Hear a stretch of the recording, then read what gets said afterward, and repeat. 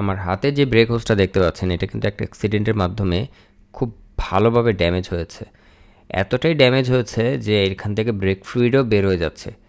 So এটা যদি minor damage হতো তাহলে এরকম কোনো সমস্যা হতো না, এটা আপনি ইউজ করতে পারতেন। বাট এখানে কাস্টমার কমপ্লেন করছে যে এটা থেকে ব্রেক ফ্লুইড বের হচ্ছে। সো আমাদেরকে জিজ্ঞাসা করলো যে এটাকে রিপেয়ার করা যাবে কিনা।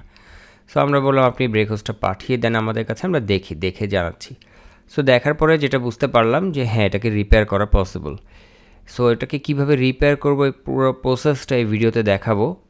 আর একটা জিনিস বলতে চাই, এটা ড্যামেজ হওয়ার কারণটা হচ্ছে এটা যখন বাইকটা ক্র্যাশ করে এটা কিন্তু পুরো যে প্রেশারটা ছিল এটা একদম ব্রেক হোজের উপরে যেয়ে পড়ে, যার ফলে দেখেন যে হিটসিং দেওয়া আছে যে আরেকটা পার্শ্বে দেখেন এটা কিন্তু ঠিক আছে, এখানে হিটসিংটা একদম স্মুথলি ঠিক আছে, ক্লিন আছে।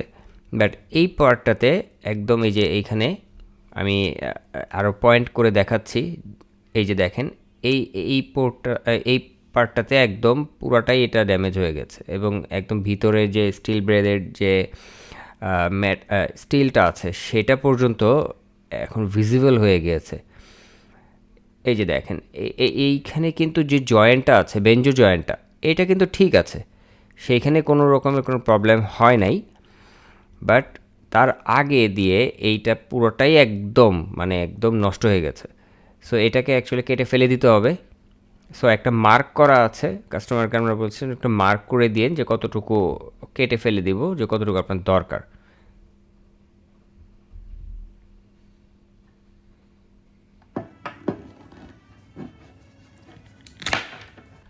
সো হোস কাটা শেষ হয়ে গিয়েছে। সো এটা হচ্ছে ড্যামেজ পার্টটা। এখন আমরা মার্ক করা যে জায়গাটা আছে এখানে স্ক্র্যাবিং দিয়ে আমরা একটা কাট করব। সো উপরের যে পিভিসি যে লেয়ারটা আছে রেড কালারের এইটাকে আমরা রিমুভ করব। রিমুভ করার পরে আমাদের বাকি প্রসেসটা শুরু হবে। সো ভিডিওটা দেখতে থাকুন শেষ না হওয়া পর্যন্ত। ধন্যবাদ।